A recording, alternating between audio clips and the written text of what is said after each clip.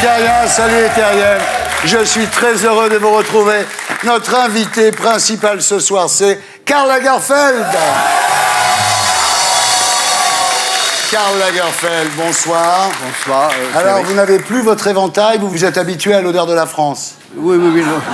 Exactement. Non, et puis je veux dire une chose, les gens fument moins, donc on n'est plus exposé à tout ça. Alors, en revanche, vous avez toujours vos lunettes de soleil. Oui. Il fait si beau que ça autour de vous, Karl? Non, mais vous savez, les lunettes de soleil, c'est une chose de politesse, car les verres teintés embellissent tout le monde. Donc, j'ai aucun intérêt à les retirer, puisque tout le monde prend 10 ans. Donc, par politesse, je les garde, puisque le monde est plus joli ainsi. Alors, j'ai l'impression que vos cheveux n'ont jamais été aussi blancs. Karl, vous les faites bouillir ou quoi? Non, pas du tout. Pas du tout. Mes cheveux sont de plus en plus blancs parce que je mets de plus en plus de shampoing sec et chlorane. Je m'excuse de la publicité, mais tu me poses la question, je réponds. Alors là, bien sûr, je m'adresse à la marionnette, parce que Karl, vous dites, quand je vais à la télé, en fait, c'est ma marionnette qui y va, c'est ce que les gens attendent de moi, c'est ça? Oui. Et puis, je parle souvent à d'autres marionnettes. Voilà. Alors, Karl, vous connaissez l'émission. En P1, nous serons tous les deux. Nous parlerons de vous.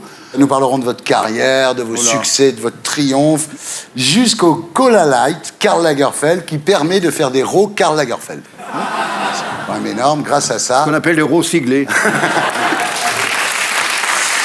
Alors, en P2, nous accueillerons deux nouveaux invités pour commenter avec nous l'actualité de la semaine. Hervé Morin, le ministre de la Défense, qui est un spécialiste de la Défense, qui nous dira par qui remplacer Galas. Toujours en P2, nous recevrons Eugène Sacomano pour son livre « Mes secrets du foot » chez Plomb. Eugène nous dira qu'il a peur, qu'après les candidats de la ferme, ça fasse beaucoup de Français qui passent pour des cons en Afrique du Sud. En P3, après le zapping et Guillon, nous accueillerons notre invité du samedi 20h. Ce soir, Férouz Bendouyou, pour l'affaire des disparus de l'Isère. Voilà, l'émission s'appelle « Salut les gars » et le groupe Les Gréments de Fortune.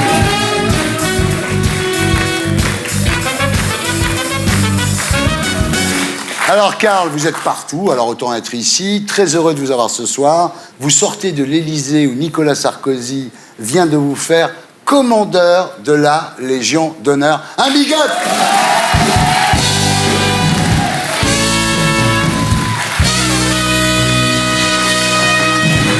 Ça vous ennuie pas d'être décoré de Légion d'honneur comme Didier Barbelivien et Daniela Lombroso, Karl? Non, pas du tout. On m'avait dit, de toute façon, on ne pouvait pas refuser, et je ne me vois pas dire à Nicolas Sarkozy, écoutez, monsieur, mais c'est très gentil, mais non, ça vous me le gardez. Franchement, ça, je ne me vois pas dire vous ça. Êtes snob, c'est une insulte. Non, c'est pas ça, mais ça aurait été une insulte à la France. Absolument. Alors, l'Élysée, donc, Chanel, bien sûr.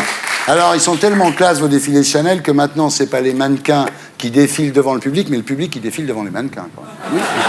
C'est la nouveauté. Alors, il y a aussi le catalogue des 3 Suisses, dont vous avez fait la conception et les photos. Mais pas les modèles, c'est ça qui est amusant. Oui. Alors, les 3 Suisses, avec la crise, sont plus que 2, c'est vrai? Oui. Alors, le Cola, on en a parlé. Vous avez dessiné une collection de lunettes pour Optique 2000. Oui. Bah, vous savez, c'est une chose presque logique, étant donné que j'en porte tout le temps. Moi, je trouve que c'est très bien d'avoir beaucoup de contacts, de faire beaucoup de choses. C'est même pas pour gagner de l'argent. C'est parce qu'il faut rester dans une espèce de mouvance d'aujourd'hui si on fait le métier que je fais. Alors, qu'est-ce que vous faites d'autre, Karl? Des brosses à dents, non? Non, mais je suis pas contre, parce que les gens qui puent de la bouche, c'est pas très bon.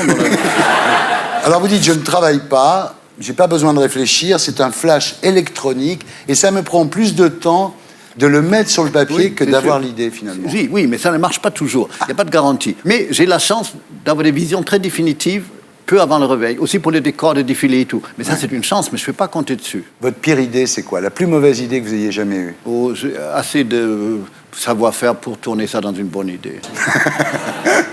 Alors, en revanche, vous n'avez aucune complaisance envers vous-même. Vous dites, je suis auto-fasciste, car pour survivre, il ne faut rien se passer. C'est au fait un mot un peu dur pour une discipline qui, au fait, à la fin, ne me coûte rien. Je me suis habitué à ça. Je suis comme les animaux qui mangent que les plantes qui sont bonnes pour eux, qui ne touchent pas le reste. Oui. C'est aussi simple que ça. C'est une chose d'instinct, c'est très étrange. Alors, vous êtes une star mondiale, Karl, des penthouses de New York au HLM de banlieue. Quand vous habitiez rue de l'Université, il y avait des gens qui faisaient vos poubelles. Oui, mais la rue de l'Université, maintenant, c'est un palais africain. Voilà. Pareil.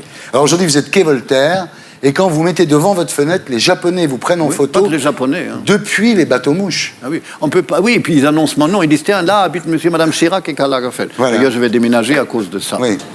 En même temps, c'est flatteur. Quelquefois, j'ai envie de dire, mais vous savez, je ne suis pas Victoria Beckham. Hein. Alors, cette image, cette marionnette, comme vous dites, c'est votre armure. Vous êtes très bavard, mais en fait, on ne sait rien de vous. Vous dites la vérité, je ne veux pas la dire, donc je suis obligé de me taire. Je n'ai pas grand-chose à dire. Je n'ai pas à analyser les états d'âme en public. Je trouve ça impudique. Never explain, never complain. Exact. Exact. Vous dites on doit s'occuper de soi-même, en fait. Ah oui, parce que les laisser aller, c'est pas payant. Hein. Ouais. C'est mignon à 20, 30 ans. Après, il faut s'occuper un peu de tout ça. Hein. Alors, vous vivez seul, et vous dites quand elle résulte d'un choix, la solitude est le comble du luxe. C'est vrai. Ce qui est tout à fait vrai. Parce que d'être pauvre, malade, abandonné et tout, ça doit être le comble de l'horreur. Oui. Mais si vous luttez pour avoir la paix, c'est le comble du luxe. C'est horrible, mais malheureusement, c'est comme ça. Moi, je veux lire, je fais plein de choses en même temps. Et Dieu sait que je travaille beaucoup pour les métiers que j'aime le plus, ça veut dire la mode, la photo et l'édition. Mais j'ai besoin aussi de temps pour lire, pour tout. C'est pas pour faire étalage de ça. Surtout, je fais jamais des discours intellectuels. J'ai horreur des discussions intellectuelles. Je n'aime que les superficielles, mais ça n'oblige pas à être con à l'intérieur. Alors, Karl, question sexe, c'est solo également. Vous dites, j'aime seulement les escortes haut de gamme. Je n'aime pas coucher avec les gens que j'aime vraiment. Ben, ça serait assez la vérité dans l'absolu, mais je ne vous dis pas que la réalité se conforme à ces phrases, qui est plutôt une constatation, donc je ne suis pas obligé de donner des détails et des explications. Oui, alors pas beaucoup de sexe. Vous savez, j'ai commencé jeune. Hein. Oui, vous en avez fait beaucoup. J'ai donné, je veux dire, à un moment donné. Je sais. Pas de drogue, vous dites. La drogue, j'ai vu beaucoup de monde en prendre et ça leur a pas réussi. Je préfère voir l'effet des drogues sur les autres que sur moi. J'admire les gens qui ont un don d'autodestruction, et je ne devrais pas le dire, mais je ne sais pas qui a dit, il est plus facile de savoir comment se détruire que comment se sauver. Ouais. Mais moi, malheureusement, je ne suis pas doué pour me perdre. Ouais. Je suis fait pour survivre. Ouais. Et donc, vous ne prenez pas de drogue? Non, je n'ai pas besoin, je suis déjà grisé tout seul. Alors. Vous vous habillez comme ça, Jean? Sans drogue. Ah oui, non. Alors, pas de vacances non plus? Pas de vacances, non. J'ai fait un métier qui est tellement soumis à des calendriers bizarres que le mot vacances ne rentre pas. Et puis, pour la profession libérale, le congé n'est pas payé. Hein. Alors, pas de restaurant gastronomique non plus. Il y a longtemps que vous avez compris que dans votre vie intérieure, le plus important, c'était de rentrer dans du 34, finalement. C'est pas du 34, parce que c'est pas une taille d'homme, mais je ne fais jamais des vêtements essayés. Il faut toujours rentrer dans les vêtements. C'est pas le vêtement qui doit m'aller, c'est moi qui dois aller aux vêtements. C'est comme une discipline. Ah, oui, je ne possède pas un vêtement d'une taille au-dessus du 48. Voilà. Je ne possède pas. Alors, vous avez une vie monacale de luxe, évidemment. Oui, monacale, il faut être croyant. Or, je ne suis pas très croyant. Oui. Est-ce que vous êtes riche ou est-ce que vous êtes très, très riche?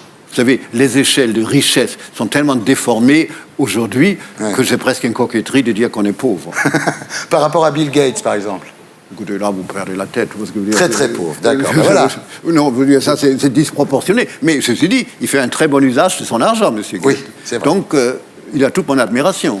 Alors, il y a un truc que je ne comprends pas. Il paraît que vous avez 200 iPods. Vous ne savez pas qu'on peut mettre plusieurs chansons sur un iPod?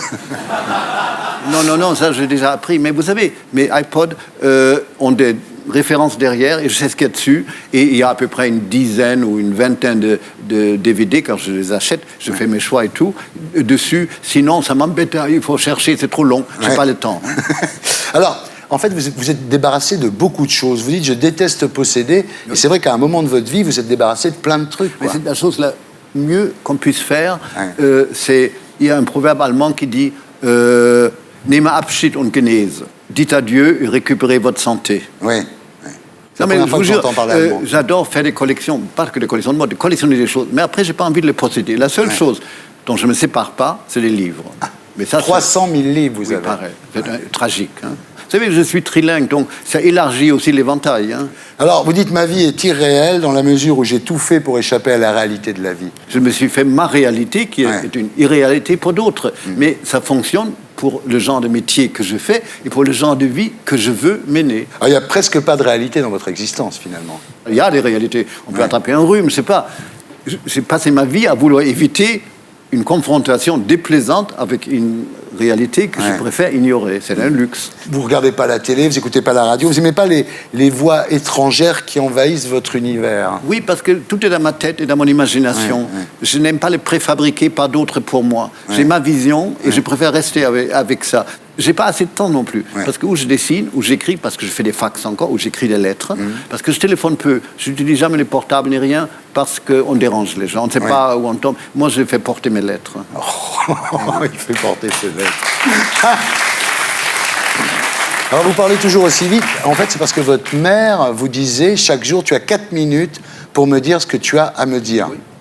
Et alors, vous avez toujours l'accent, quand même. Oui, j'ai une façon étrange de parler. Mais en allemand aussi, on me dit un accent. Et en anglais aussi. Je reconnais que ma voix est étrange, mais je ne peux pas faire autrement. Alors, vous avez appris le français quand vous êtes arrivé en France, en allant au cinéma? Avant? Ah oui. À 6 ans, je parlais anglais, allemand, français. Ah oui. Quand même. Hein. Bon, mon vocabulaire, c'est à peine élargi, si vous voulez. Oui. Mais j'ai jamais eu à bûcher. Je pensais que vous aviez appris le français en regardant la 7e compagnie au cinéma, c'est pour ça. Non, d'ailleurs, j'aurais pas compris. Non. Je me souviens même les premières choses que j'ai appris en français.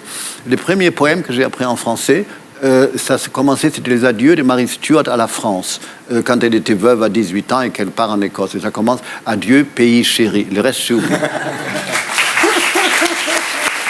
Nous sommes toujours en compagnie de Karl Lagerfeld. Et nous accueillons Hervé Morin. Et Eugène Sacco-Mano. Alors, Hervé Morin, bonsoir. Bonsoir. Vous êtes ministre de la Défense, et même un bon ministre de la Défense. La preuve, c'est que depuis que vous êtes là, personne ne nous a attaqués. Les gens ont peur. Alors, plus sérieusement, ça consiste en quoi votre boulot, à part prêter des troupes aux Américains quand ils en ont besoin? Vous savez, c'est d'abord une magnifique responsabilité parce que vous êtes à la tête d'une communauté absolument extraordinaire, qui est la communauté militaire. Dans les sociétés matérialistes comme les nôtres, on a une communauté qui porte un certain nombre de valeurs, de la rigueur, du devoir, du sens de la mission, qui sont en train de disparaître. Et être responsable de cette communauté-là, c'est d'abord le bonheur d'être à la tête d'hommes et de femmes qui sont pas comme les autres. Voilà. Vous en avez combien? Oh, ben, il y en a 320 000. Alors, vous ne trouvez pas ça un peu surréaliste d'essayer de rétablir l'ordre en Afghanistan alors qu'on n'arrive pas à maintenir l'ordre dans les banlieues françaises? Je trouve que mettre l'un en face de l'autre, c'est pas tout à fait exatirrir, disons, s'il vous plaît. C'est un peu malhonnête. Ouais. Mais, enfin, oui, c'est même totalement malhonnête. C'est un compliment, ça. Mais ce que je sais, au moins sur l'Afghanistan, c'est que notre responsabilité, c'est d'être là-bas. En Afghanistan se joue une partie de la sécurité du monde. Est-ce qu'on peut imaginer un seul instant que notre pays, qui est membre du Conseil de sécurité des Nations Unies, qui est un des leaders européens, puisse être absent d'un théâtre dans lequel tous les pays européens, sans exception, y sont? Alors, il y a encore eu un soldat français tué le 22 mai. Il s'appelle Christophe Barek-Deligny. Il avait 38 Capitaine. ans, marié, 2 jeunes enfants. Vous dites quoi à sa veuve? J'ai rencontré sa veuve, bien entendu, qui est elle-même militaire, médecin, dans le même régiment, et qui sait que quand on est militaire, on fait un métier qui n'est pas comme les autres et dont on sait qu'il peut vous mener à la mort, au combat. Et c'est quelque chose qui est parfaitement assumé par la communauté militaire, même si, bien entendu, c'est un malheur et qu'il y a 2 enfants qui sont sans père. Alors, vous êtes non seulement, effectivement, ministre de la Défense, mais aussi président du nouveau centre. Alors, le nouveau centre, ce sont les centristes qui ont rallié Nicolas Sarkozy entre les 2 tours de la présidentielle. Donc, comme vous voulez que votre parti existe, vous vous dites, il faut que je sois au premier tour. Le problème, c'est que Sarkozy n'est pas d'accord pour votre candidature. Il a dit, si tu persistes à te présenter, je te vire en septembre. Ça, ce sont les journaux qui disent cela. Ah ouais. Il peut aussi vous garder, ça vous ferait peut-être plus chier qu'il vous garde, d'ailleurs. Les Français doivent avoir un choix parce que la société, elle ne se résume pas à des modèles, un parti à droite et au centre et un candidat d'un côté et un candidat de l'autre. Alors Sarkozy, il a le choix, il y a évidemment vous, il peut vous dire, bon finalement vas-y mon cher Hervé Morin, il peut convaincre Bayrou de revenir vers la droite qui est quand même sa famille naturelle, et puis il y a Borloo, parce que Borloo peut ratisser un peu dans les centristes, non? Vous croyez pas? Bah, écoutez, tout ça, c'est pas le moment de le décider. On verra ça à l'automne 2011. Oui. Borloo, quand il a su que Sarkozy Pensez à lui, il a dit ça, sa Rose. Alors, Eugène Sacomano, rebonsoir. Donc vous êtes ici ce soir pour parler football avec Karl Lagerfeld. Non, Karl, je déconne. Partez pas, Karl. Non, mais j'aime bien. Hein. Ouais. Je viens de faire des portraits de plusieurs footballeurs pour un journal de football allemand. Donc, donc ça va. Je suis quand même vous y connaissez quand même, alors oui. Alors, Eugène, vous animez le lundi à 21h sur RTL. On refait le match. Ouh, refait le match. Voilà. Et vous fumez quoi, Eugène? Parce que ça a l'air d'arracher votre truc quand même. Non, au minéral. Ah oui, comme Poulidor. Ah ben dis donc, c'est bien. Alors on refait le match qui est diffusé en simultané sur iTélé et vous publiez Mes secrets du foot chez Plomb. Et c'est vrai qu'à 5 jours du mondial, on est content de vous avoir avec nous. D'ailleurs, vous avez sans doute le portable de Zidane, non? Vous pouvez l'appeler pour lui demander de venir nous dépanner. Non. La dernière fois, ça a marché quand même. Jusqu'à la finale. Ouais. Alors, dans votre livre, évidemment, vous parlez de Domenech. Vous dites, grosso modo, quoi, c'est un mauvais sélectionneur. Hein. J'avais été étonné, moi, quand il y a eu le choix sur Domenech, parce que je me dis, comment la fédération, qui est tellement macho, tellement... Bon, va chercher un type qui va au cinéma, qui lit des livres. Ouais. Alors ça m'avait profondément surpris. Mais rapidement, il s'est montré mauvais sélectionneur. Voilà. Oui. Alors, et manager de l'équipe de France, quoi. Eugène, à part son incompétence, sa suffisance, son arrogance et ses sourcils, qu'est-ce que vous lui reprochez? Là, déjà, vous avez chargé la mule. Hein. Là, je lui reproche surtout, moi, son comportement dans la communication, déjà. Ouais, mais enfin, ça, c'est pas l'essentiel, à la limite. Il y a des types tordus ou des types complètement dingues, comme l'entraîneur, par exemple, du Bayern Munich. Ouais. Hein. Vice Van Gaal. Van Gaal, bravo. Et qui va en finale quand même de la Ligue des Champions. Donc on ne peut rien lui reprocher au plan du football. Domenech, ce qu'on lui reproche essentiellement, c'est au plan du football, il n'a jamais su donner du style à l'équipe de France. Voilà. On a le sentiment d'avoir les meilleurs joueurs de foot du monde et... Quand ils jouent ensemble, sous la direction de Domenech, c'est une plantade. Voilà. Mais peut-être il manque d'entraînement de jouer ensemble aussi. Hein. Toutes les autres équipes sont dans le même cas. Oui, plus ou moins, oui, c'est vrai. Oui, c'est vrai. Non, mais vous dites qu'il s'est cru plus malin que le système médiatique. Et c'est vrai qu'il se met en scène d'une façon théâtrale. Et il nous reproche, nous, d'informer les gens, de raconter des ragots. Il n'a qu'à venir et nous dire ce qu'il en est exactement, mais la vérité. Non mais, vous dites qu'il répond à des questions par des questions, il toise ses interlocuteurs. C'est assez suffisant, non mais sérieusement. Ah oui, ça c'est son gros défaut. Par exemple, quand vous êtes journaliste un peu spécialisé et que quelques heures avant le match ou la veille d'un match, vous lui dites, bon Raymond, comment cette équipe va jouer? Et il vous répond avec un ballon. Sur une pelouse verte. Et il a ses têtes. C'est-à-dire qu'il a ses têtes. Ça, c'est terrible pour un sélectionneur. C'est vrai. Et là, on s'en est aperçu. Si quelqu'un lui fait une réflexion, il ne le fait pas jouer. C'est quand même incroyable. Ça, c'est vrai. Actuellement, il en a après Benzema, Ben Arfa. Oui. Ce qui fait qu'Éric Besson a dit qu'il n'y avait pas assez d'Arabes dans l'équipe de France, ce qui est extraordinaire quand même. Il faut lui reconnaître une chose chez Domenech, il n'est pas du tout raciste. Il n'a pas pris ces 3 joueurs, pourquoi? Ce sont des joueurs de valeur. Hein. Bah oui, bien sûr. Le premier... Benzema, parce qu'il a dit après un match au Stade de France, là c'était contre l'Espagne, il a dit « Oh, je ne sais pas si j'aurais été bon dans un match pareil. » Bon, hop, écarté. Le deuxième, Nasri. Alors Nasri qui joue à Arsenal, qui fait une fin de saison formidable et tout. Nasri, un jour, il est entré dans le car et il s'est assis à la place de Thierry Henry. Bon, il y a beaucoup de choses qui font ça tient. Thierry Henry a un peu fait la gueule, Domenech l'a vu, et hop, fini.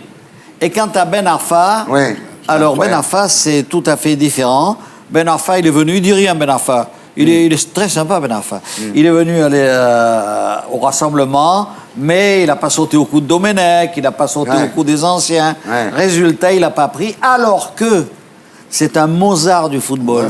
Il rentre dans les 10 minutes à la fin d'un match, il peut vous mettre la panique dans la défense adverse, il a un talent fou. À l'écouter, ils vont perdre. Ils vont pas gagner la Coupe du Monde. Ça, c'est sûr. Enfin, on est parti quand même à certaines Coupes du Monde très pessimistes, ou des Coupes d'Europe, et finalement... Ah oui, mais attention, c'est pas du tout la même chose. Alors les gens servent toujours ça. Oui, mais c'est vrai. Mais oui, c'est vrai dans les résultats. Mais il faut savoir que la dernière Coupe du Monde en 2006, les 3 premiers matchs, dans le groupe, comme ceux que nous allons faire là, on a été catastrophique de l'avis de tout le monde. Ouais. Et tout le monde a dit il faut virer Domenech, il faut virer cette équipe. Il y avait des sondages dans l'équipe, je m'en souviens.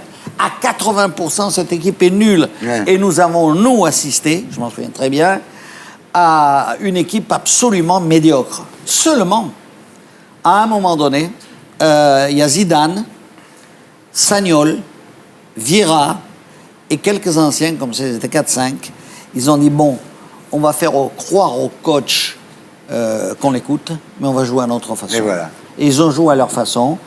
Ils ont gagné en gagné. huitième de finale, quart de finale, demi-finale et finale. Et voilà. Ça ne peut pas se reproduire?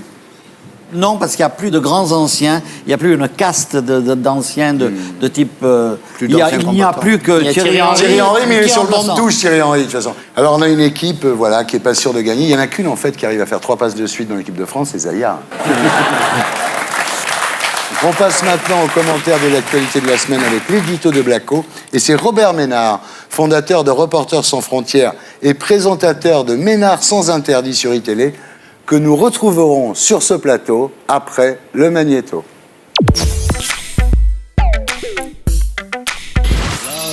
On dira ce qu'on voudra, mais tuer 9 personnes sur un bateau humanitaire, c'est vraiment pas très sympa. Et cette fois, les Israéliens vont avoir du mal à se faire passer pour les victimes. Israël regrette toute vie perdue et a fait tout son possible pour empêcher cette issue. D'ailleurs, la réprobation internationale est unanime. Le secrétaire général des Nations Unies se dit choqué, la France a condamné, la plupart des pays de l'Union ont protesté, protestation aussi à Moscou, à Pékin, au Brésil, en Amérique du Sud, sans oublier l'Organisation de l'Unité africaine qui dénonce un acte brutal et inhumain. Et Obama dans tout ça? C'est-à-dire qu'entre les boulettes de pétrole au large de la Louisiane et les boulettes d'Israël au large de Gaza, il a choisi son camp. Avant de critiquer Israël, Obama réclame une enquête impartiale. Quel courage! Pourtant, les États-Unis savent depuis longtemps comment sont traités les Palestiniens. En 2006, l'ex-président américain Jimmy Carter, prix Nobel de la paix 2002, déclarait « La manière dont Israël traite les Palestiniens est parfois pire que la manière dont on traitait les Noirs sous l'apartheid en Afrique du Sud. » Mais bon, Obama, lui, le prix Nobel de la paix, il s'en fout, hein, vu qu'il l'a déjà eu l'an dernier. Voilà, c'était l'édito de Blacko, mise en image de Julien Grappe. Voilà. Robert Ménard, bonsoir. Bonsoir. Donc, l'affaire de la flottille de Gaza, donc comme d'habitude, la communauté internationale s'est indignée, elle condamne, elle trouve la réaction d'Israël disproportionnée. Enfin, c'est exactement ce qu'on a dit quand il y a eu les frappes sur Gaza, l'opération au plomb fondu. Tout le monde dit l'image d'Israël en a pris un coup. Enfin, Israël s'en fout de son image, apparemment, non? Mais surtout, il s'en fout parce que ça sert à rien de dire ça si on n'en tire pas les conséquences. Ouais. Les conséquences, c'était quoi? C'est de dire, on va au moins faire une enquête indépendante. Ouais. Il n'y aura pas d'enquête indépendante. Il y aura une enquête impartiale. Alors, les gens pensent que c'est que des mots. C'est pas du tout des mots. L'enquête indépendante, ça voulait dire que c'était d'autres que les Israéliens, que le gouvernement israélien qui ferait cette enquête. Ouais. Et là, ça veut dire, on pense que le gouvernement israélien, il va enquêter sur ce qu'il vient de faire. C'est se foutre du monde. C'est une enquête qui pourrait être, pourquoi pas, menée par un organisme international, bien entendu. Attends. On verra comment ça se passe. Ça ne sera pas facile, mais vous ne pouvez pas d'office condamner l'idée que l'enquête n'aura pas lieu. Non, attendez, j'ai jamais dit ça. J'ai dit que vous n'avez pas demandé une enquête internationale et c'est pas pour rien. Et je vous signale, puisque vous êtes sur ce terrain-là, qu'il y a eu une réunion juste après du Conseil des droits de l'homme des Nations Unies et que la France s'est abstenue quand on a demandé une enquête internationale. Ça veut dire qu'il faut arrêter de prendre les gens pour des imbéciles. Vous n'avez pas envie Alors, de vous Ménard, mettre à dos sur Israël. Ménard, qu'est-ce qui explique l'impunité d'Israël? Les États-Unis. Les États-Unis. Parce que même M. Obama, tu te souviens ce qu'il a dit à un moment donné et comment il revient là-dessus. Il revient là-dessus parce qu'il y a un lobby pro-israélien aux États-Unis. Quoi, il n'y a pas un lobby pro-israélien aux États-Unis? Mais je sais pas. Il faut rêver, enfin. Il y a un lobby Je pro-israélien. ne dis pas non là-dessus, je dis que alors dites oui, avoir, si comme, c'est ça. avoir comme seule explication celle-ci, c'est un peu court. Et pourquoi il change d'avis? Et pourquoi il ne fait pas ce qu'il ferait avec n'importe quel autre pays? Quand on est le président des États-Unis, vous avez une obligation de chercher les voies et moyens pour faire en sorte de ne pas aviver les tensions et créer encore un peu plus de ressentiment. Vous rigolez, monsieur le ministre? Non, je Attendez, vous rigolez? Vous avez vu si votre méthode, elle sert à quelque chose? Les États-Unis ont engagé, Obama a engagé ce qu'on appelle les proximity talks, c'est-à-dire des pourparlers indirecte entre Palestiniens et Israéliens dans la perspective d'un sommet international à la fin de l'année qui permette enfin d'essayer de régler cela et d'aboutir à un processus de paix. Hillary Clinton a tout de même indiqué que la situation à Gaza n'était pas soutenable et qu'il fallait que les choses changent. Moi, je défends l'État d'Israël. Mais ces opérations-là, mais attendez, ça fait passer le Hamas pour des victimes. En fait, c'est fou furieux. Le Hamas, c'est des gens dangereux, mais qui ont été élus démocratiquement. Qu'est-ce que vous voulez y faire? Et au lieu de leur enlever des moyens pour les légitimer, en faisant des choses comme ça, on leur donne... C'est un tapis rouge. Alors, Hervé, la question est simple. Comment Israël peut impunément continuer à coloniser la Palestine, parce que c'est ce qui se passe, tous les jours il y a des nouvelles maisons qui sont construites, et comment Israël peut maintenir son blocus sur Gaza? Les Européens ont condamné le blocus depuis sa création ou presque. Oui. Et les Européens ont un message particulier à porter dans la question israélo-palestinienne. C'est que nous savons de notre histoire que Palestiniens et Israéliens ont un destin commun, que quoi qu'il arrive, ils seront amenés à vivre ensemble en paix dans deux États reconnus. Ça fait 60 ans quand même que ça a duré. Eh bien, un jour ou l'autre, ça finira par se faire. Comme en Europe, ça finit par se faire. Ça, c'est un discours. Je sais bien que vous êtes ministre, vous pouvez difficilement dire autre chose. Regardez, je vais vous donner un exemple très concret. Il y a tout un tas de gens qui disent « Oui, ces humanitaires, c'était des faux humanitaires ». Donc, au milieu, il y a des gens qui détestent plus les Juifs que la politique israélienne, je vous le concède largement, je ne suis pas naïf. Qu'est-ce qu'ils transportaient, en particulier? Du ciment. Pourquoi du ciment? Parce que le ciment est interdit. Oui, alors quand les Israéliens disent « Mais pourquoi tous ces gens-là, ils n'amènent pas le ciment dans notre port, on l'aurait amené ». Mais dans le monde arabe, les gens, ils vous disent « Mais ils se foutent du monde, puisque le ciment, on ne peut pas le faire entrer ». Comment, après avoir bombardé Gaza, comme on l'a bombardé, 1400 victimes, des centaines d'enfants, répondre « On ne peut pas introduire du ciment parce que ce n'est pas humanitaire, le ciment, c'est se foutre du monde ». Il n'y a qu'un seul contre-argument à ça, c'est l'armement nucléaire iranien.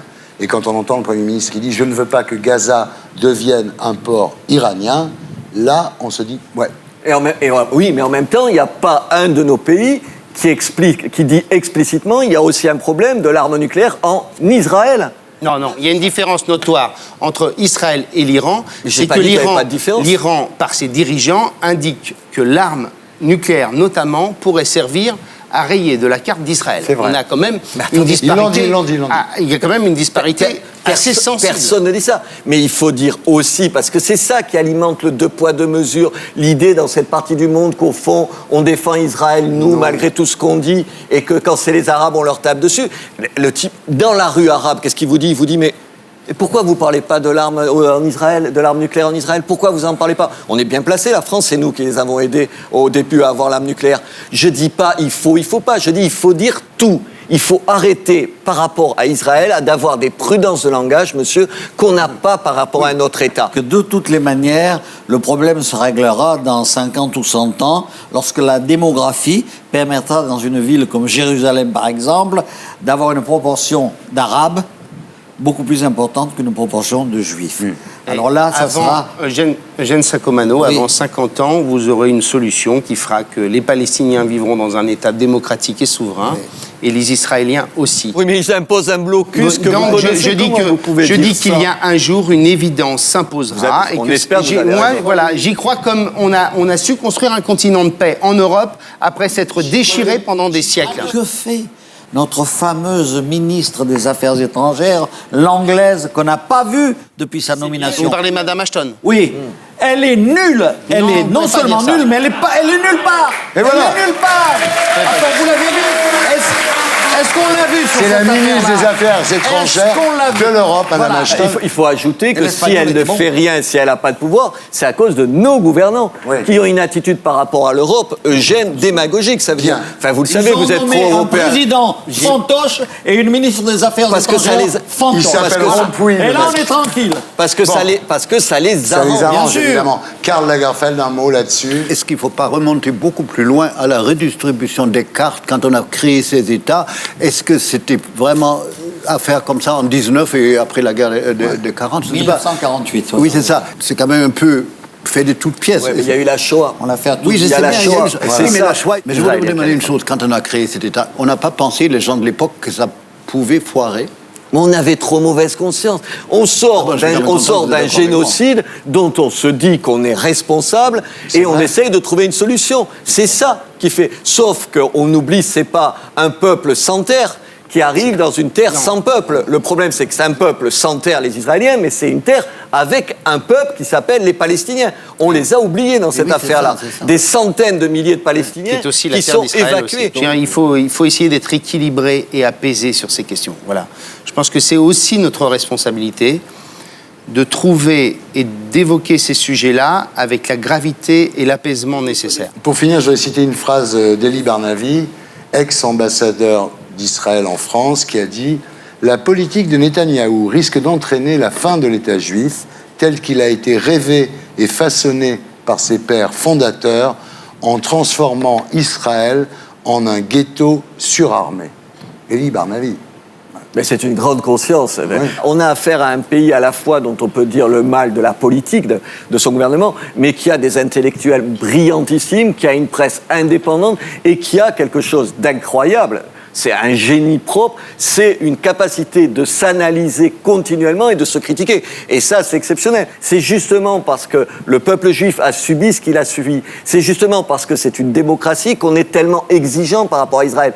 Si c'était dans un certain nombre d'autres régimes, on s'en foutrait. Là, on se dit, non, c'est pas possible qu'avec ce qu'ils ont souffert, avec l'intelligence de ce peuple, avec son histoire, ils fassent ça à des Palestiniens. C'est pas possible. Bien, Robert Ménard, merci d'avoir été avec nous. Donc, on vous retrouve du lundi au vendredi à 11h sur iTélé. Merci beaucoup. Nous sommes toujours en compagnie de Karl Lagerfeld, Hervé Morin, Eugène Sacomano. Et nous accueillons notre invité du samedi 20h ce soir, Férouz Bendouillou. Bonsoir. Alors, Férouz, le 8 juillet 1987, votre sœur Charazed, âgée de 10 ans, disparaît dans un sous-sol de votre HLM à Bourgoin-Jallieu. Ni elle ni son corps n'ont été retrouvés. Elle fait partie des disparus de l'Isère. Une affaire qui vient à nouveau de faire la une avec la destruction par la justice d'un certain nombre de corps comme de vulgaires scellés. Tout à fait. Nous en parlerons à 20h. En attendant, j'accueille Stéphane Guillon.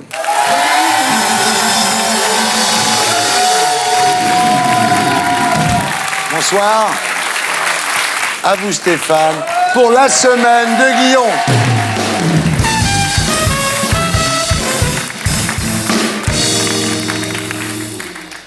Éric Besson regrette qu'il n'y ait aucun joueur maghrébin en équipe de France. Besson qui expulse des milliers de sans-papiers et qui tout d'un coup s'inquiète du sort de 3 joueurs maghrébins. C'est un peu comme si le PDG de BP disait « Ils exagèrent en Louisiane, ils pourraient faire du tri sélectif ».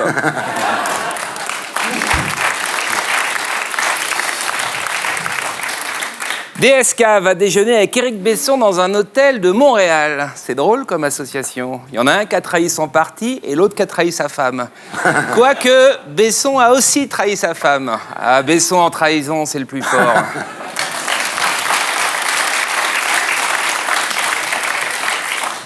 Bayrou réorganise son parti. C'est pas difficile, ils sont que 2.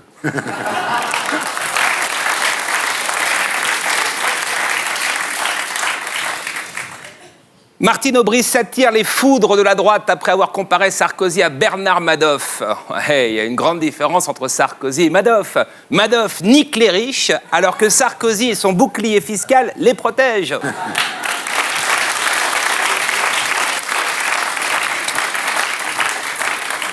En Tunisie, les joueurs de l'équipe de France ont joué sous le regard de leurs belles. Est-ce qu'on peut voir les belles en question ?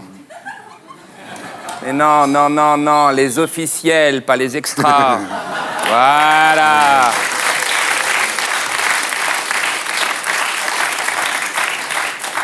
Un groupe d'experts estime que les résultats de l'équipe d'Angleterre au Mondial 2010 auront des conséquences directes sur la bourse de Londres. Putain, putain. Si les résultats de l'équipe de France ont des conséquences sur la bourse de Paris, vendez tout de suite.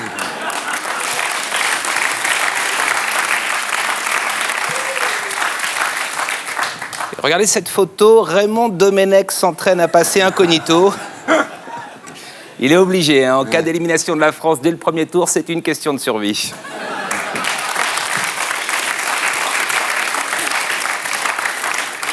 L'usine chinoise de iPhone touchée par une vague de suicides. Si vous achetez un iPhone, soyez cohérent, prenez un abonnement chez France Télécom.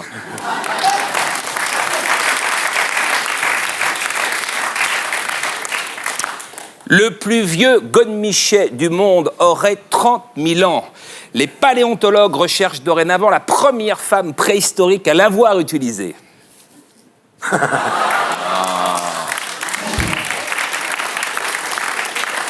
Non, pourquoi vous mettez une photo de Régine? J'ai dit 30 000 ans avant Jésus-Christ. Régine, c'est après non, Régine, c'est après Jésus-Christ.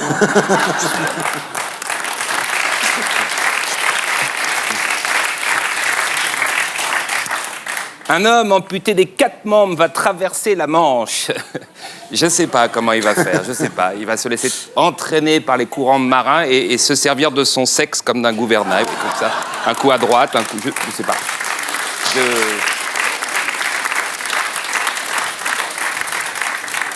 Sans bras et sans jambes, il devrait traverser les Caraïbes. Ça ferait chier les requins.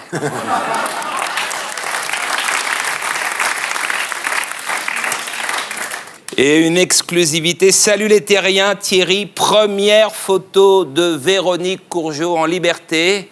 Le petit panier sur le vélo pourrait servir à mettre une glacière, promener un futur bébé.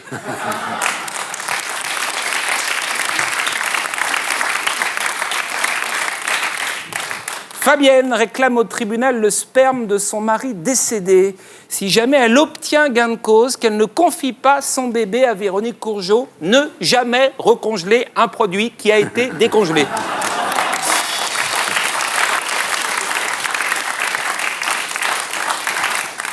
Laurence Ferrari est enceinte, Céline Dion attend des jumeaux. Heureusement, Laurie quitte Garou, pas de bébé en vue.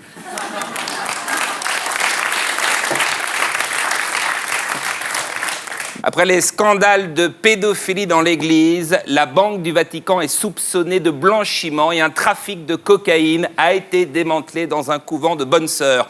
Pédophilie, drogue, blanchiment. Pour être un véritable État mafieux, il manque un assassinat. On attend la semaine prochaine. Salut à tous. Voilà, merci Stéphane. C'est Stéphane Guillon que vous retrouvez ici la semaine prochaine. Et d'ici là, sur canalplus.fr.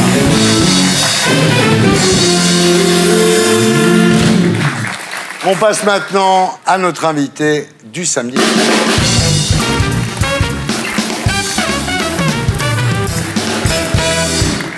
Férouz, rebonsoir. Bonsoir. Le jour où votre vie a basculé, vous aviez 11 ans et demi et votre sœur, Charazed, en avait 10. Nous sommes le 8 juillet 1987 à Bourgoin-Jallieu dans l'Isère. Il est environ 13 heures. Charazed veut sortir jouer avec ses copains, mais votre mère ne la laisse pas sortir seule sans vous. Sauf que vous, ce jour-là, vous êtes scotché devant les programmes jeunesse de la télé. Charazed insiste et votre mère finit par céder à une condition, c'est que Charazed descende la poubelle. On retrouvera la poubelle, mais pas Charazed. Charazed ne remonte pas. Dans un premier temps, personne ne s'inquiète. On est des enfants, on a envie de jouer, c'est les vacances scolaires, donc non, on ne s'inquiète pas. Ce qui nous met la puce à l'oreille, en fait, c'est un orage qui aurait éclaté à peu près 1h30 après. Et comme consigne, en fait, quand on était tout petit, c'était de rentrer dès qu'il y avait un orage, pour se protéger, bien sûr. Et la voyant pas arriver, ma mère m'envoie chez les voisins pour essayer de la récupérer en lui disant c'est bon, tu peux rentrer, quoi. Alors, chez les voisins, vous ne la trouvez pas. Vous décidez d'aller vérifier à la piscine, rien. À ce moment-là, les parents du quartier commencent à être prévenus, tout le monde cherche, tout le monde s'inquiète. On appelle la police, et là, réaction incroyable de la police qui vous dit arrêtez d'occuper les lignes et arrêtez de faire des blagues au téléphone. Qu'il fallait arrêter de jouer avec le téléphone, que c'était pas rigolo et qu'il y avait des choses plus importantes à gérer. La police, finalement, n'arrivera qu'à 18h30. Parce qu'ils ont commencé à ressentir qu'en fait, tout le quartier commençait à se mobiliser. Alors là, les recherches commencent à s'organiser sérieusement. Il y a des battues, on fouille les étangs, il y a des chiens pisteurs qui sont mis sur le coup, beaucoup de moyens mis en œuvre, mais aucun résultat, aucun témoignage, aucun signalement d'individus suspects, rien. Plus le temps avançait, plus la nuit tombait, et plus on s'inquiétait, et à partir de là, tout le monde s'est mis réellement à fouiner de partout. Ouais. Alors évidemment, votre vie de famille à l'époque est bouleversée par cette tragédie. Le vide laissé par l'absence de Charazade prend une place immense. Elle devient une ombre dans cette famille, d'autant plus grande qu'elle est taboue. Personne n'ose évoquer sa mort chez vous à l'époque. Je crois que c'est pas une question de tabou, c'est plus une question de douleur qui était tellement épaisse, tellement lourde, qui occupait carrément tout l'espace, on va dire, de la maison, que peu de mots, le moindre mot concernant Charazade provoquait un effondrement de larmes énorme. Alors vous grandissez dans ce silence, dans cette culpabilité. Évidemment, vous vous dites pourquoi est-ce que je ne suis pas descendu avec Charazade ce jour-là, quoi. Ouais, j'étais en train de regarder un programme de télévision, Croque-Vacances en l'occurrence. Et depuis, c'est vrai que... Ouais. Qu'est-ce qui se serait passé si j'y étais allée à sa place, si j'étais allée avec elle? Aujourd'hui, vous vous dites qu'à cette époque, vous auriez aimé avoir quelques années de plus pour pouvoir tenir tête à la police et à la justice. En effet, ce qui s'est passé, ce qui a sans doute aggravé la situation, c'est que vos parents sont des immigrés, ils ne parlent pas bien français, et l'enquête en pâtit. Mes parents sont d'origine algérienne. Ils sont arrivés en France très jeunes. Ils ont toujours travaillé et ils parlent très mal et ils le lisent pas du tout. Donc du coup, ils ont eu du mal à s'exprimer, à expliquer la situation.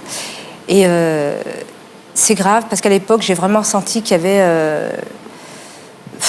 un mépris par rapport à eux, en fait. Et du coup, c'est vrai que je me suis dit à cet âge-là, mais pourquoi je suis pas plus vieille? Pourquoi moi, je peux pas y aller et taper du poing en disant, mais attendez, c'est pas parce qu'ils comprennent pas qu'il faut les prendre pour des imbéciles, quoi.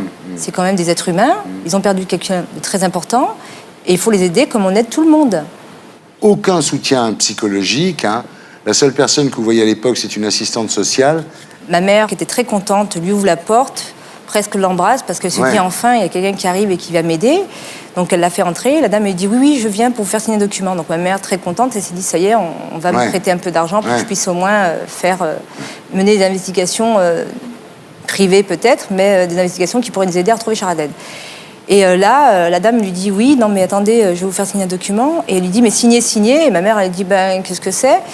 Et là, vous avez l'assistante sociale qui dit ben en fait, c'est pour arrêter les allocations familiales. Ouais. Une semaine après. Alors la famille est complètement exclue de l'enquête par la police. Et quand votre père va au commissariat, ils lui disent carrément arrêtez de nous emmerder, quoi. Carrément. Ouais. Mon père est allé tous les jours au commissariat pour essayer de récupérer des informations, pour apporter les siennes, parce qu'il a cherché encore et encore. Il s'est arrêté de travailler pour pouvoir chercher de partout, seul, en voiture. Il a fait des kilomètres pas possibles. Et à chaque fois qu'il allait au commissariat pour demander où est-ce que ça en était, et ben, au début, on lui disait qu'on allait le rappeler. Et vers la fin, sincèrement, on l'a carrément jeté. Ouais. On lui a dit, c'est plus la peine de venir. Vous arrêtez, monsieur Bendouyou, vous ne venez plus, ça sert à rien. On vous avertira en temps et en heure. Et alors, quand votre famille demande à voir le dossier, vous êtes renvoyé sur Grenoble, ensuite de Grenoble à Bourgoin, de Bourgoin à Lyon. Enfin, finalement, vous êtes perdu devant cette administration. On n'a jamais su où était le dossier de Charazade. On ne savait pas du tout qui s'en occupait. On ne savait pas si c'était le RCRPJ de Lyon, on ne savait pas si c'était le commissariat, on ne savait pas si c'était la gendarmerie. Et dès qu'on allait vers l'un ou vers l'autre, ils nous renvoyaient en fait vers l'un et vers l'autre. Ouais. Donc on n'a jamais su. Alors en 2003, l'affaire rebondit quand vous apprenez que le dossier de Charazade est fermé depuis 1989. Vous apprenez 15 ans après qu'en fait le dossier a été clos et personne n'a averti la famille. Personne. J'ai commencé à avoir la puce à l'oreille, en fait, vers l'âge de 17-18 ans, parce que je devais passer mon permis de conduire. Et je me suis rendue au commissariat de Bourgoin-Jallieu, justement, parce que j'avais besoin d'un document. Et de là, je rencontre l'enquêteur qui s'est occupé du dossier de ma sœur. Et en me voyant, il s'assoit derrière son bureau et il me regarde et il me fait « Vous avez retrouvé Charazade ?» Alors moi, je le regarde comme ça, je lui dis « Mais attendez, monsieur, ça fait un petit moment qu'on essaie de vous donner des informations. Vous nous avez dit de ne plus revenir. À chaque fois que mon père est venu, vous l'avez jeté. Vous ne pouvez pas m'annoncer ça comme ça. Le dossier, il est en cours. En principe, on recherche. Il me dit, moi, je suis au courant de rien. Voilà, donc depuis 1989, Charazed n'est plus dans les fichiers des personnes disparues. Donc ça veut dire que si un corps d'enfant mort est retrouvé, il n'y a pas de possibilité de faire le lien. Il n'y a aucun lien possible, parce que les gendarmes ne sont pas informés. Il y a une missive qui leur apparaît quand il y a une personne qui est portée disparue avec les informations nécessaires. Là, ça n'a pas été le cas. Donc depuis 1989 jusqu'en 2003, elle n'a absolument jamais été inscrite sur le fichier des personnes recherchées. Donc, elle n'a jamais été recherchée. Donc, on ne l'a jamais trouvée. Alors, en 2005, vous êtes convoqué par le procureur. Donc là, pareil, vous vous dites, tiens, il se passe peut-être un truc. Et voilà, vous êtes excité, vous y allez. Et arrivé là-bas, devant le bureau, en fait, il me regarde et il me dit, bon, ben voilà, en fait, je viens vous annoncer qu'on boucle le dossier, on a fini, il n'y a rien d'intéressant, il n'y a rien, donc c'est pas la peine. Et après, il me regarde et puis il me dit, puis surtout, vous évitez de parler à la presse parce que je comprends pas pourquoi vous avez écrit mon nom comme ça. Il y a un D ou il n'y en a pas, je sais plus. Et voilà. Et donc là, je regarde comme ça, complètement hébétée. Je dis, mais vous m'avez fait venir pour ça? Et là, je suis repartie, mais complètement dépitée, rebelote. On recommence. Alors vous êtes très déterminé, hein. Vous commencez à vous adresser aux médias, vous créez un site internet, vous prenez enfin une avocate, ce qui effectivement d'un seul coup simplifie beaucoup les choses, et vous obtenez la création d'une cellule baptisée Mineur 38, donc, qui est chargée de retrouver ces 9 mineurs disparus dans l'Isère. 38, c'est le nom du département de l'Isère. Il y a un numéro vert qui est créé, il y a une douzaine d'enquêteurs qui sont mis sur le coup. Alors, ce qui est terrible, c'est que le fait que le numéro vert soit hors service, vous l'apprenez complètement par hasard. C'était lors d'une émission avec Pradel, radio, Café Crime. Pradel, voilà. Et donc on me demandait un peu d'expliquer, de relater les faits. Donc j'ai expliqué tout. Puis à un moment donné, je fais mon appel à témoins comme je le fais à chaque fois parce que il me semble très important parce que personne n'a relancé ce fameux numéro, donc personne ne le connaît. Ouais. Donc personne ne peut nous renvoyer des informations. Ouais. Donc régulièrement, dès que je passe dans les médias, je l'annonce. Et là, monsieur Maître Pradel me coupe. Et là, il me dit, non, mais Madame Bendiou, le numéro, il n'est plus activé depuis 6 semaines. Et là, je tombe des nues, je dis, mais c'est impossible. On n'est pas au courant. L'auteur de ces crimes est le même, pour tous ces 9 crimes à votre Donc c'est pour ça qu'on avait lancé la cellule Mineur 38, pour justement essayer de voir si c'était une seule personne qui avait commis tous ces crimes, ou si c'était plusieurs. Voilà. Donc c'était de trouver le maximum de renseignements pour pouvoir faire des corrélations possibles entre les dossiers. Parce que 9 fois sans trouver, c'est quand même beaucoup. C'est trop. Oui, même une fois, c'est trop. Et puis voilà, et l'affaire rebondit une dernière fois, donc lorsque la justice détruit 11 corps considérés comme des scellés, comme de vulgaires scellés. Ça a un rapport avec un dossier qui est instruit justement également par le cabinet Seban. Il concerne Ludovic Janvier, qui est porté disparu depuis 1983. Ludovic Janvier n'a jamais été retrouvé non plus. Ouais. Et en 85, il y a des ossements qui ont été découverts par des spéléologues. Et on a demandé, du fait de la cellule Mineur 38, de faire des rapprochements justement avec Ludovic et ses fameux ossements. Et à un moment donné, on nous a dit, en fait, les ossements, on ne les a pas parce qu'ils ont été détruits. Parce qu'en France, on a le droit, au bout d'un certain temps, quand les dossiers sont clos, de détruire des scellés. Oui. Et donc on a dit, attention, des scellés, même si les affaires sont non élucidées, c'est dur pour nous de l'accepter. Oui. Mais que l'on détruise des corps, parce qu'avant d'être des ossements, c'était quand même un corps d'enfant, que je précise. C'était que des ossements d'enfants. Oui. C'est des ossements d'enfants. Et de là, en fait, on a récupéré une fameuse liste. Et dans cette liste, il y avait les ossements du Vercors. Et sur les autres lignes, vous aviez X femmes retrouvées telle date, détruits. Oui, des corps dont on ne connaissait pas l'origine. Hommes, voilà, détruits. Et ça s'allonge jusqu'à 11. Donc voilà, on cherche à savoir... qu'est-ce qui s'est passé? Il faut dire que Michel Alliot-Marie s'est élevé contre ça, évidemment. Michel Alliot-Marie a été la seule personne humaine dans cette histoire, en fait, en se disant, mais c'est pas possible. En France, c'est illégal de détruire des corps humains. Est-ce que vous pensez que votre sœur peut être dans ces corps qui ont été détruits? Bien sûr, parce que comme je l'ai dit plus tôt, elle n'a pas été recherchée depuis 89 jusqu'en 2003. D'accord. Alors aujourd'hui, Charazed est disparue depuis 23 ans. Pourquoi continuez-vous le combat, Férouz? Parce que je veux la retrouver. Je ne vous cache pas que quand on lit tous ces dossiers, je ne l'imagine pas vivante. Mais il faut dire aussi que ce sont toutes des affaires qui ont été non élucidées et qu'en France, aujourd'hui, peut-être, s'ils ne sont pas décédés, il y a encore les assassins qui sont en train de se promener tranquillement et c'est inacceptable. Vous dites, tant que Charazade ne reposera pas en paix, je serai en guerre. Ouais. Tant qu'elle ne sera pas enterrée dignement, je continuerai à me battre. Ouais. Et je continuerai à me battre également pour toutes ces personnes. Parce qu'on oublie, dans cette histoire de scandale, des ossements qui ont été détruits et des cadavres qui ont été détruits, que la question essentielle, c'est de se dire, qui sont ces 12 personnes ? Ouais. Vous arrivez à travailler, à avoir une vie normale à côté de ça ? Je fais ce que je peux. Ouais.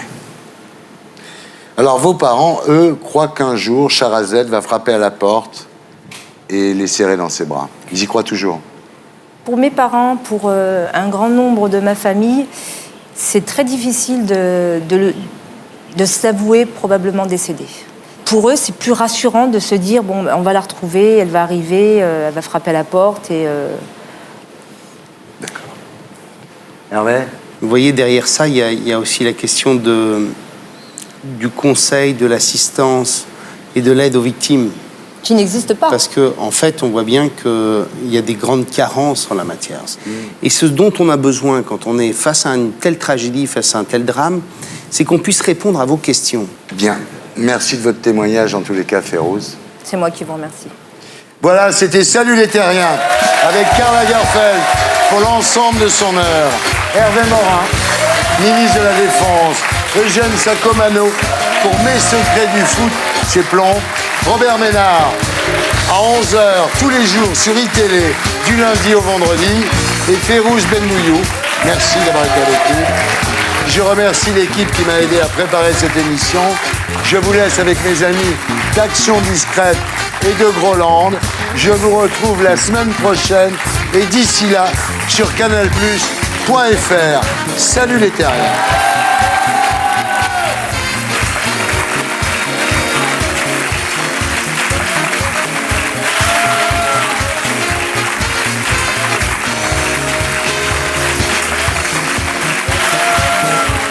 Et pour être sûr de ne rien rater de Inarditube, abonnez-vous et mettez un pouce bleu.